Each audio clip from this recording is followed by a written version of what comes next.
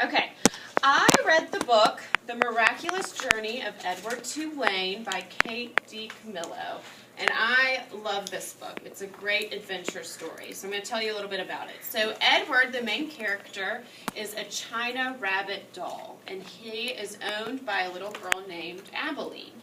Her family gets on a ship to travel to London, and they're going across the ocean. And Abilene's carrying Edward around on deck, and two boys start messing with her and throwing Edward back and forth.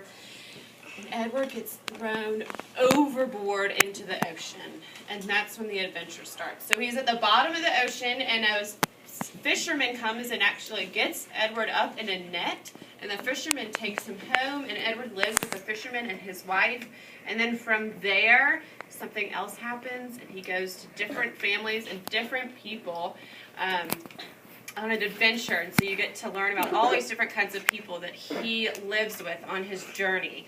And in the end, he ends up in a shop, and the ending is my favorite part, and I'm not going to spoil it for you, but I loved the ending. It made me cry. It was so sweet. One thing I want to share that I really connected to the book was with Abilene, and when she lost Edward, I can imagine how sad and hard that was for her to lose her favorite toy. When I was a kid, I had this yellow blanket that I took with me everywhere, and I lost it when I was probably about 8 or 9, probably about your age, in a hotel. I left it there, and I was so sad, and I never got my blanket back. So I can imagine how Abilene felt when she lost Edward. But I definitely recommend this book. It's a great story, a heartfelt story, and you'll learn to fall in love with Edward. So thank you very much. All right, and stop recording.